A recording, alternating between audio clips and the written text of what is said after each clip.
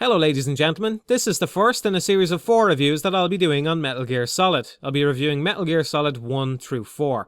If you've never played these games, please be aware that I'll be covering them in depth, including story spoilers, and I'll be starting right now with Metal Gear Solid 1.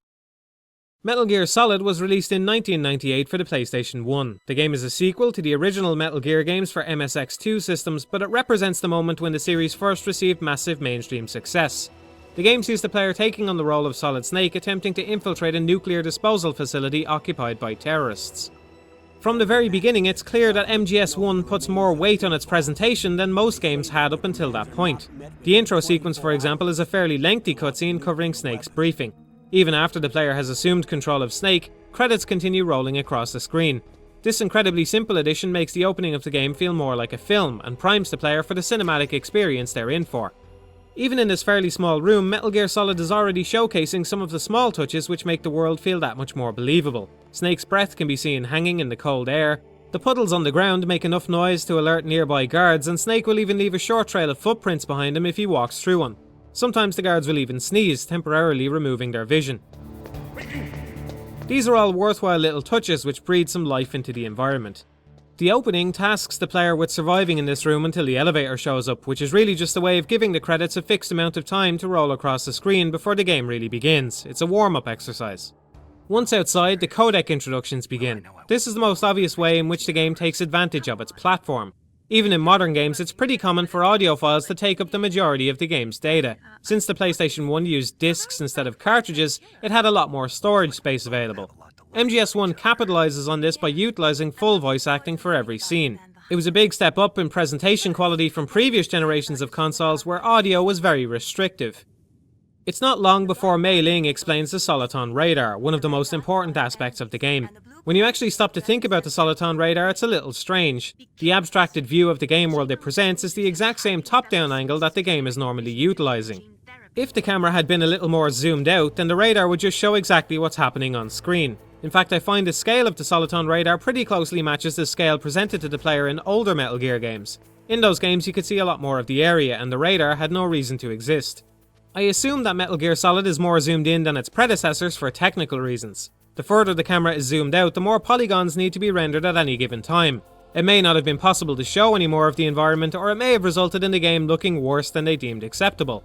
It seems likely they decided to pull in closer in order to get the level of detail they were after. Whatever the case, the Soliton radar sits at the top of the screen and gives information on the surrounding area. I think in an ideal world the radar wouldn't have existed at all, but at least it feels very natural when actually playing the game. Unfortunately, because it gives so much information to the player, it's a little easy to become fixated on it. You can navigate through the majority of any given level just by looking at the radar, and I know personally my eye spends a lot of time watching the radar rather than looking at the rest of the screen. So in that sense it seems paradoxical. The radar exists so the game can look better, but because the game doesn't have a wide enough angle, I spend about half my time looking at a small vector drawing of the map instead. When the radar gets jammed, either by a chaff grenade or triggering an alert phase, it really feels like playing the game blind. By the time an enemy appears on screen, you're almost certainly in their line of sight. It's arguable about whether this jamming is ultimately a good or bad thing. Players certainly deserve to be punished for being caught, but the top-down camera is so different from what Snake would actually be seeing that it feels a little cheap. There's the option to pop into first-person mode, but only when standing still, which really disrupts the flow of the experience and isn't of any use during an escape. Apart from when Snake has triggered an alert, the guards themselves patrol in fixed patterns. When looking back at the AI of this game, it's easy to only see the flaws. The guards have a laughably short range of vision, for example. For its time though, the AI in Metal Gear Solid did a very good job of what it set out to do. Not only did the guards react to seeing Snake, but they're also drawn to noises, which really helps give the impression that they're actually paying attention to their senses. The fact that a guard can find footprints in the snow and follow them is one of those little touches which really helps the game come to life. In a way, it shows a level of critical thinking on the guard's part, figuring out that something is wrong with his environment. The same could be said of when Snake hides in a cardboard box in a conspicuous location. None of this takes a mind-blowing level of technology, but it helps the guards feel a little more like people and less like mindless obstacles. The stealth element is initially stressed by Snake's extremely small health bar at the outset of the game. Just a couple of shots can kill him, so the consequences of being discovered are immediate. The small health bar acts as a way of training players that combat is a bad idea.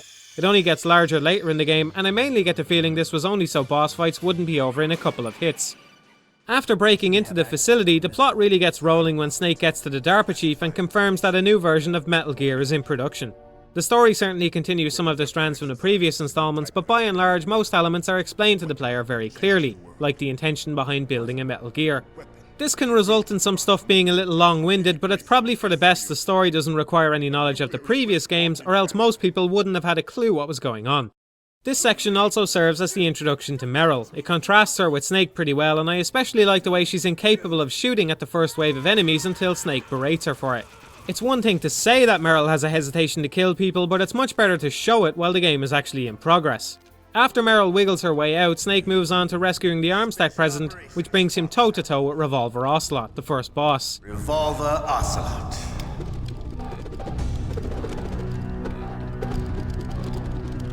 The fight between the two is pretty basic. It's a nice touch how Ocelot talks in the middle of battle, but there's not much else going on.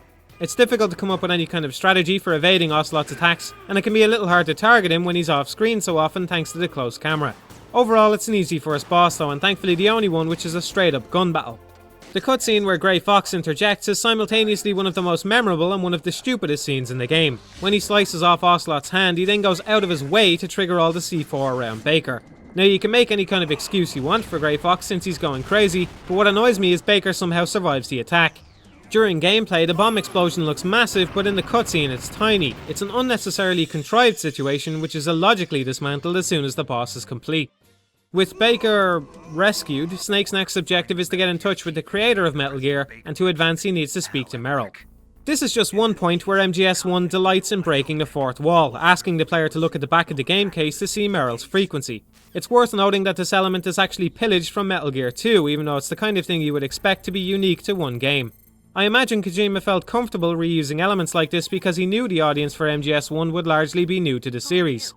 On top of this, characters often directly reference the controller when explaining things to Snake. When you want to use the codec, push the select button. Initially hearing a voice character talk about which button to press can sound a little jarring, but it becomes surprisingly natural very quickly.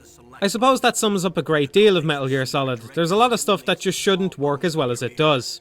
The basic concept of Metal Gear feels very Western. A gruff, heroic soldier infiltrates a terrorist operation in Alaska to stop nuclear war. A lot of the other stuff feels very Japanese and off the wall. There's little in the game that emphasises this more than Otacon and Grey Fox. Grey Fox, a ninja with a cyborg exoskeleton, and Otacon who actually admits outright that he modelled Metal Gear after stuff he's seen in anime. It shouldn't work, and there are brief moments where it doesn't. It's like one of my Japanese animes. But overall it comes together surprisingly well. Imagine Metal Gear Solid, and then strip away Psycho Mantis, Grey Fox and Otacon. Remove the sections where you're expected to look at the game case, or hold the controller up to your arm so the vibration heals you. It's easy to see that without the charm of these stranger elements, Metal Gear would certainly feel a lot more generic. Grey Fox first appears on the codec under the unfortunate pseudonym of Deep Throat, where he warns Snake about a minefield before the boss fight with the tank. For me, the tank battle is the least enjoyable boss in the game, and I think it's because it lacks the personality present in the other fights. The generic guards popping out the top should have probably just been replaced with Vulcan Raven. I mean, he's in there anyway, he might as well be visible to lend some more weight to the proceedings. I have to say I like the fact that Snake can't use his weapons in the nuclear storage building, and I can see how nanomachines are a decent explanation for restricting Snake's options once he's inside. It's stupid, of course, that they wouldn't trust a highly trained soldier not to fire his weapon around nuclear materials, but that turns out to be a good way to put the player in Snake's shoes. Snake's frustration with the situation could easily carry over to the player.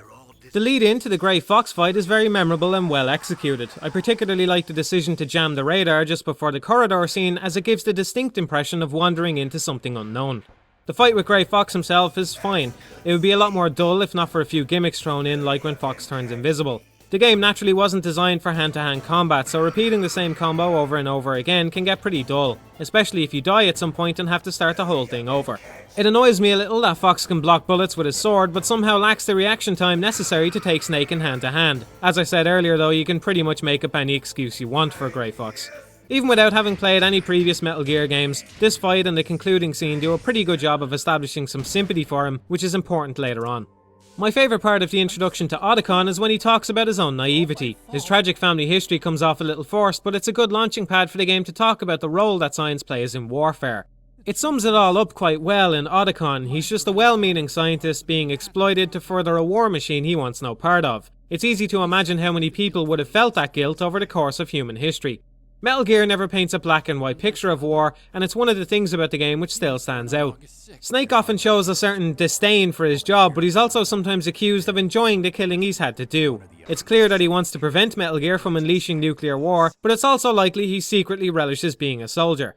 The game itself is similar in that way. It goes to some lengths to reinforce the horror of war, particularly nuclear weapons, and yet it also wants the player to enjoy being Snake. Rather than see this as hypocritical, I see this as part of the point. Firstly, that Snake enjoys doing what he does, at least on some level, and secondly, it's the admission that pacifism isn't really an option either. After all, if Snake doesn't complete his mission, then the world will be brought to the brink of a nuclear apocalypse. This is just one of the undercurrents which runs through the narrative of Metal Gear Solid. I don't think anybody would argue this is particularly deep or amazing storytelling when you actually stand back from it, but for an action game released in 1998, it really raised the bar. In fact, the portrayal of Snake and his conflicting feelings about his job continue to make him a more complicated protagonist than you're likely to find in action games to this day. After the character building scene with Otacon, Meryl gets her turn when she talks about her lifelong desire to be a soldier. Although I enjoy discovering more about the characters and their histories, the discussions they have with Snake happen so often that they start to undermine themselves, both in impact and believability. Meryl, Otacon, Grey Fox, Naomi, Liquid, Psycho Mantis and Sniper Wolf all give at least some explanation about their past over the course of the story. Considering Snake is supposed to be trying to stop a nuclear launch, it stretches the suspension of disbelief to breaking point that he'd stand around and engage in conversation about this stuff. Thankfully, the quality of the voice acting was totally unmatched by any other game until that point, and David Hayter deserves particular praise for his great performance as Snake. Some characters fare better than others. Meryl can sometimes sound like she's talking to a brick wall, but even then the delivery was far better than most games at the time. It's not a stretch at all to say that Metal Gear Solid set a new benchmark for voice acting in games. I want to know who I am, what I'm capable of. I want to know why I've lived the way I've lived until now. I want to know. Take a good look. You won't get another chance for a while. You should wash your face too while you're at it. Yeah. This isn't a training exercise. Our lives are riding on this. There are no heroes or heroines. If you lose, you're worm food. I think one underappreciated facet of all this is the way the sound is edited together. The characters' pauses and responses usually have great pacing to them and feel very natural. The material the actors had to work with was a little less than stellar though. Obviously for an action game the script has a lot going on, but there are definitely times where the dialogue is clunky or where it feels something might have been lost in translation. The characters tend too much towards grandiose statements about big concepts like heroism and love. It's easy to see how Meryl, thrown off guard by meeting the legendary Solid Snake, or Otacon, a shut-in not used to dealing with extreme scenarios, might tend to make a big deal out of this situation. Snake's responses to their melodramatic scenes don't always sit right with me though. His views on everything certainly help humanise him over the course of the game, and one of the central themes is characters finding things to live for, but I just wish his responses had been a little more down to earth sometimes. You have to allow yourself to fall in love with someone. The next boss on the agenda is Psycho Mantis, probably the most memorable boss fight in the game.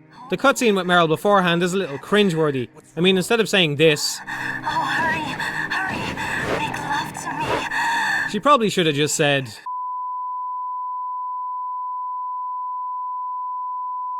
just pull it out and stick.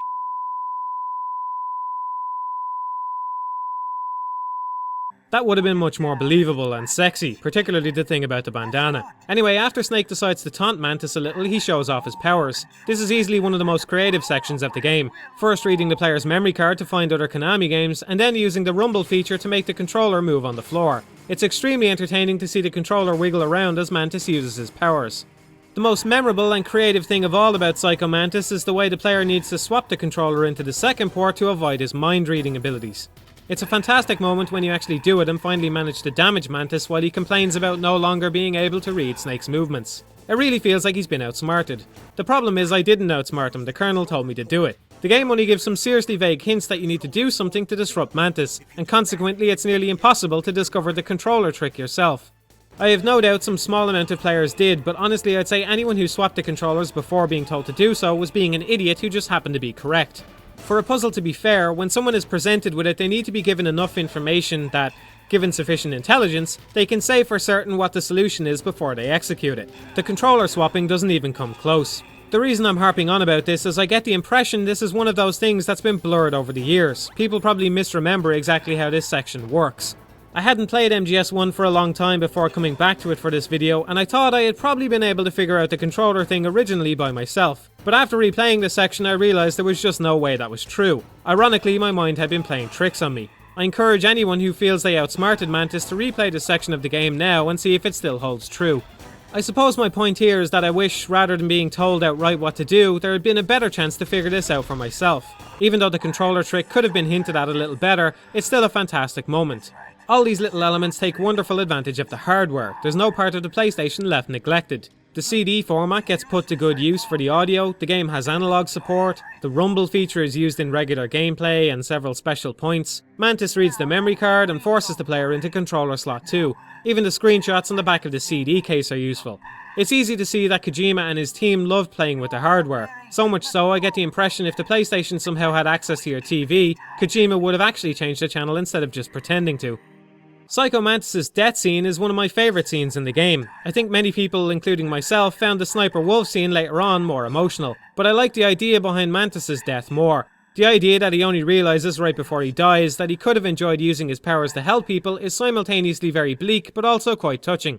The game does a very good job of humanising the enemies right before they die. It helps to blur the lines a little and accentuates Snake's views on soldiers participating in war. It's notable that he rarely acts disrespectful towards his opponents. After a brief run-in with some wolves, Meryl helps Snake traverse some mines. Leave it to me.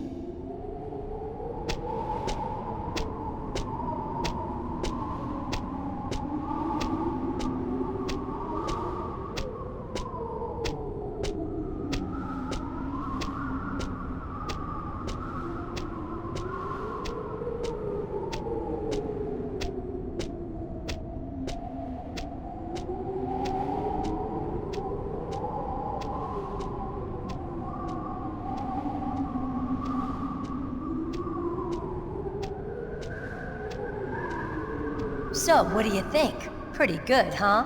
How did you know where the mines were? It sounds weird, but when Mantis dove into my mind, I was able to see where the mines were placed. Are you impressed? Well, a little bit. Only a little?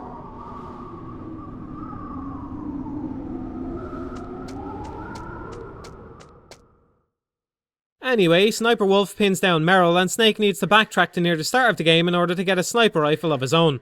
I'm going to skip over that, but I will talk about the backtracking later.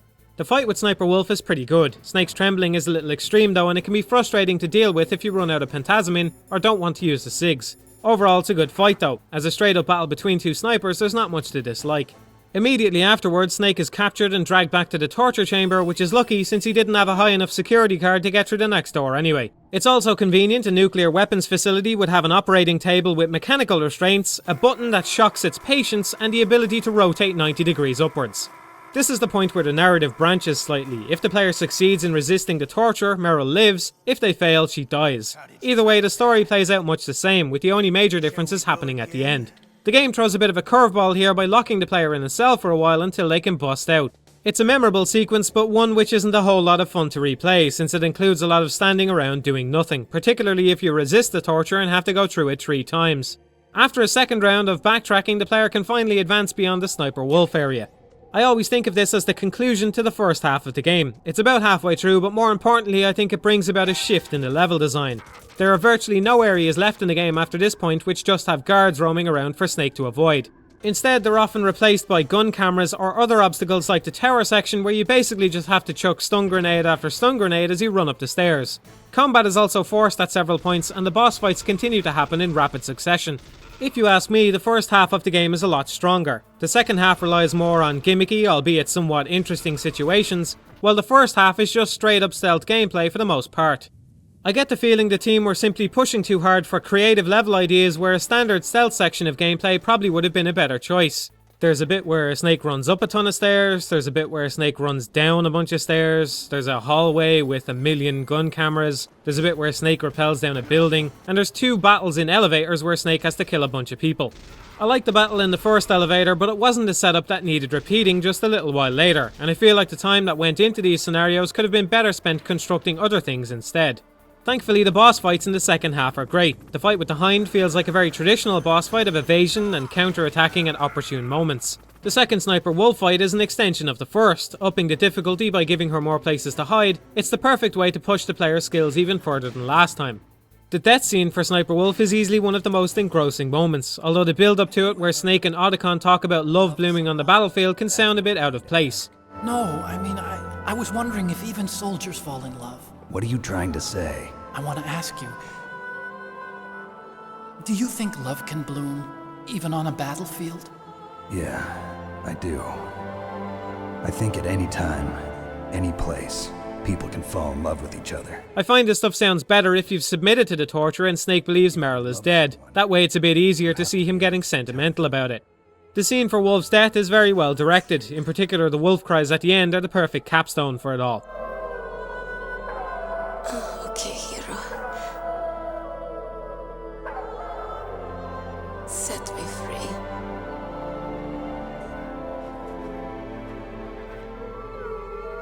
Goodbye.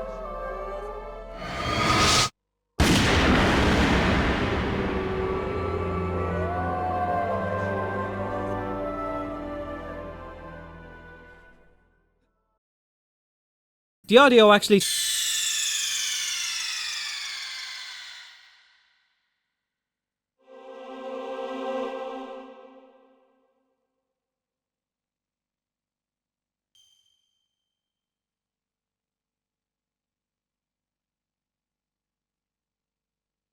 takes up so much space that the game ends up spilling over to a second disc. I'm glad they decided to roll with it rather than try and compress it any further or remove it entirely. The voice acting in the game is a big part of what makes it so engaging. Once again, only a few more rooms separate Snake from the next boss fight, Vulcan Raven. This is probably my favourite boss fight in the entire Metal Gear series. It may lack the personality of some other bosses, but it's a perfect representation of the Metal Gear concept. Here you have Snake versus a single, much more powerful enemy with a large vision range. This fight is all about staying out of sight and fighting back using cunning more than brawn. It's also very open-ended. There's a wide range of weaponry which works on this boss, so it can be approached in many different ways. If they had somehow managed to inject even some of the quirkiness of the Mantis fight here instead, I think it would have easily been the standout boss in the game. The only thing holding it back is how bland it can feel in comparison to the others. Once Raven is dispatched, Snake gets access to Metal Gear's hangar. Ocelot and Liquid happily divulge their demands in front of Snake, which doesn't really make any difference to anything, so I'm not sure why they bothered pretending they didn't know he was there, but okay, I can go with that. This is the part that bothers me though. Damn! Running down to the drain to get the key is just the first stage in the massive backtracking quest that makes up the end of the game. There are some games where backtracking can be a really enjoyable experience. You like Castlevania, don't you? Metal Gear Solid just doesn't pull it off well. There's barely anything new to experience by retracing the same areas, and there's no satisfaction in figuring out where to go because the layout is so constrained.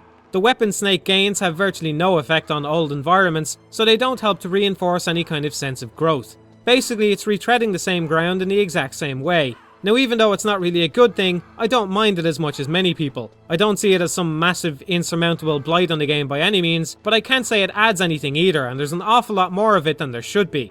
Looking at the game as a whole, it's very, very oddly paced in almost every regard. At the start, Snake is tasked with rescuing two people, and up until he finds the DARPA chief, everything is moving along at a pace you would expect. After that though, he finds Baker almost immediately, so quickly that once the first boss is down, Snake's only remaining objective is to stop Metal Gear. The second boss then happens as soon as Snake leaves the building. The set pieces and bosses continue to happen in rapid succession, and the only time you're not seeing a boss every few rooms is when you're being forced to go back through a familiar area, sometimes several times. This all stems from one major problem: the game just isn't large enough. The hangar with Metal Gear is effectively the last section of the game. As if that wasn't short enough, only a fraction of the space in the base is actually used for stealth gameplay. Let's add up the total number of guards in the game, excluding the ones Snake is forced to fight or flee from.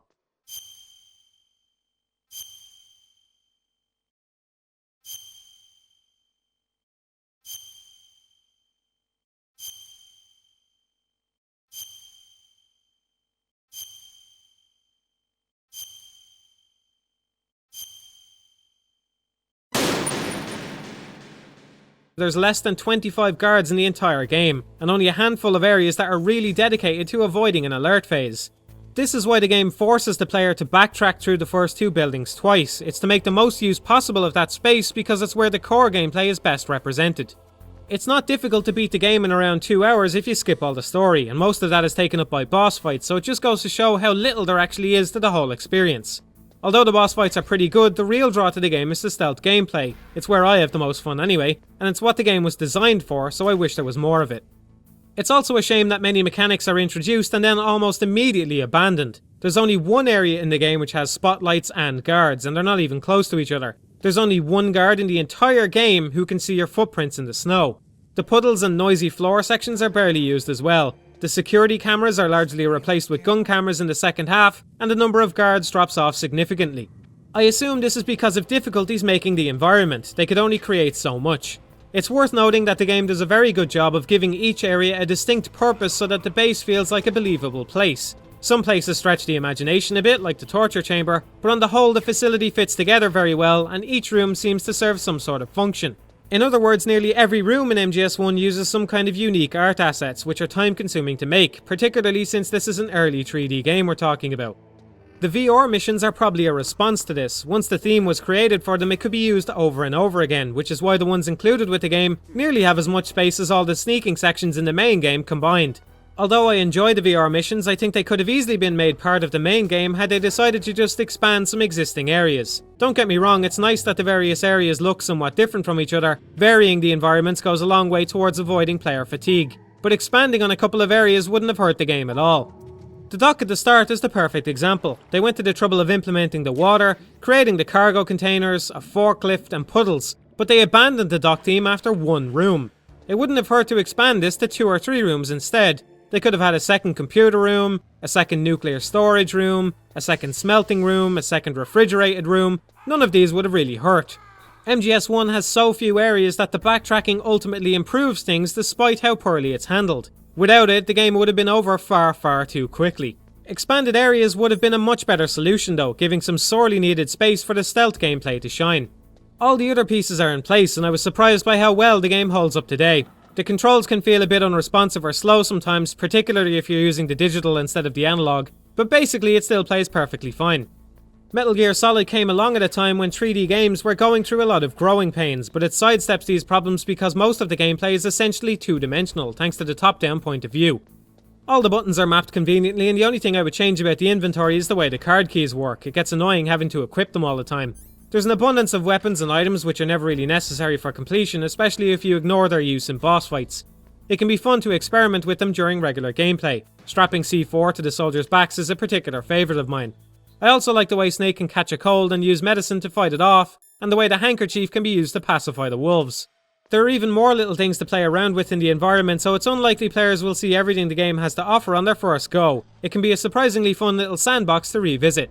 Once all the backtracking is said and done, Snake finally inputs the last card key and the big twist happens. He's unwittingly activated Metal Gear instead of shutting it down. Liquid pulls the whole "I let you win" speech, which is usually something that bothers me in games. I mean, if Snake was supposed to succeed the whole time, why is it even possible to see a game over screen? Why did Liquid send the entire Foxhound unit after Snake with the genuine intent to kill him? Did he actually expect Snake to emerge victorious and consequently murder his entire crew? Why does he show up personally as well in the Hind attempting to kill Snake if he wanted him to succeed? It's a great twist in theory, and maybe as a story by itself it would work fine, but when you combine it with the gameplay it makes no sense. The twist that Miller is actually Liquid is a lot more believable. You can tell they both have a similar voice, but it's easy to write that off as them reusing the same voice actor. In particular, it's clever that the game reveals Naomi's deception first. Once Naomi has been exposed, the suspicion on other characters relaxes a bit. It's no coincidence that Miller is the one to blow Naomi's cover. It throws the suspicion off him and makes the Liquid reveal a bit more surprising.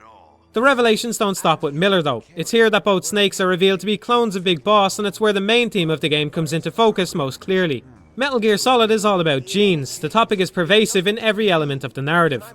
Otacon wonders if nuclear weapons are woven into his DNA. Naomi got into genetics to find out what her parents were like. Even the genome soldiers are brought into the theme since they carry some of Big Boss's traits. It's a fitting subject matter for a game featuring a clone as the protagonist, and it puts an interesting spin on the events of the previous games.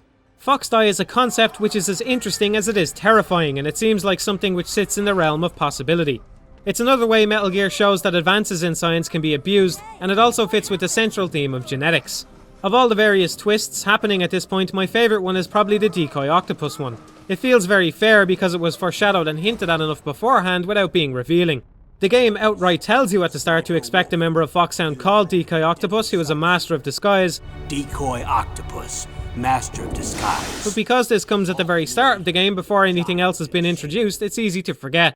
The only remaining member of Foxhound left to be confronted then is Liquid, who promptly hops into Rex and gets ready to stomp all over Snake.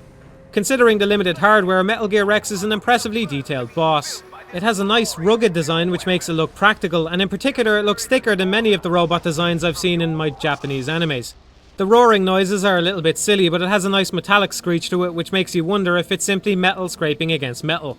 It's also a little out there that Otacon intentionally designed a thing with a weak point. I get the feeling Kojima just didn't like leaving the radome unexplained when really that probably would have been fine. The first section to the fight is much easier than the second and really acts as a prelude to the whole thing before Grey Fox intervenes. His death scene is probably the most important moment with regards to Snake's development. It reinforces the idea that Snake should find his own reasons to live rather than being a pawn, and it rings more true coming from his former comrade than it does from anyone else.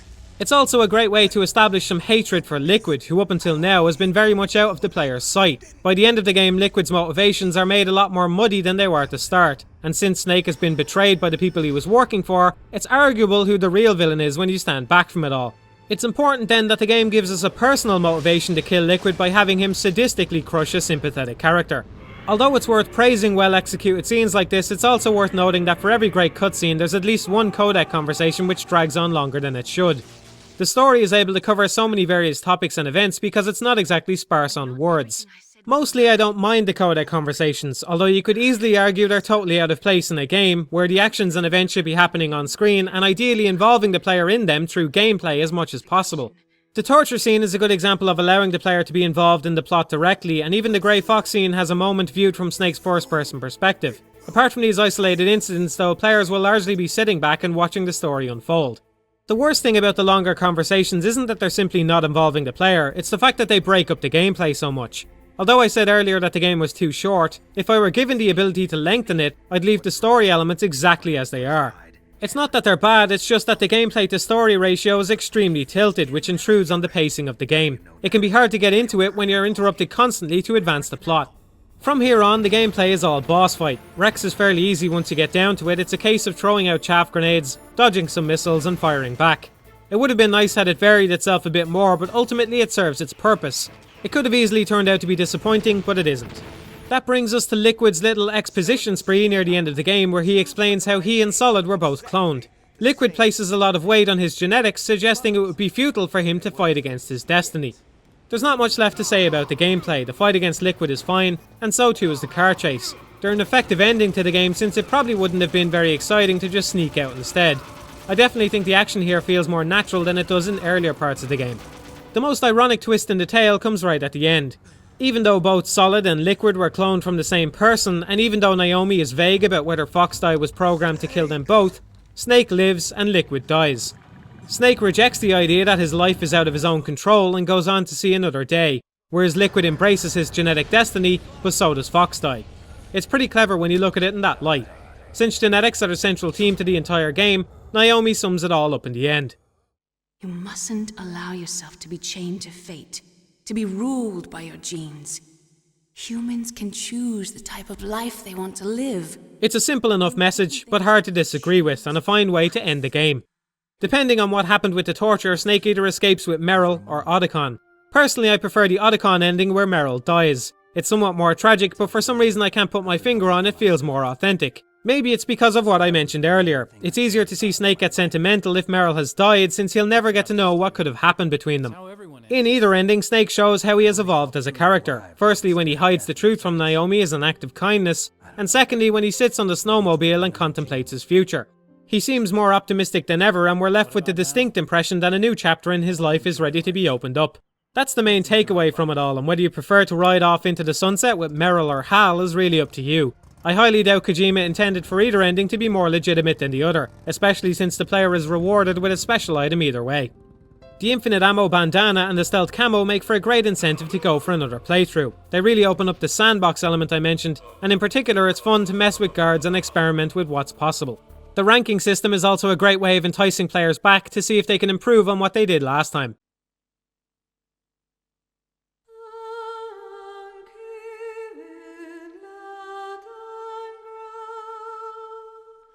So that covers Metal Gear Solid. For better or worse, it's a game which really set a new standard for presentation when it came to storytelling in games. It was probably the most important title released for the PlayStation 1 in terms of its impact on the industry, and at the time it seemed like a monumental experience. Nowadays it looks a lot more humble in comparison to modern games, but there's still a very enjoyable core experience here. The particular brand of stealth that MGS1 provides with its top-down camera and Soliton radar feels more arcade-like than most stealth games, which helps to separate it from its competition even to this day. As far as I'm concerned, it's still one of the most satisfying entries in the genre, even though it's far shorter than it should be. The story holds up surprisingly well too, thanks in large part to some wonderful performances by the cast, and a plot which delves into more disparate ideas than most games ever even touch on, although this sometimes comes at the expense of the pacing. Metal Gear Solid easily remains a game worth playing and replaying, but it also remains disappointing that it's over in 2 hours when you skip the story.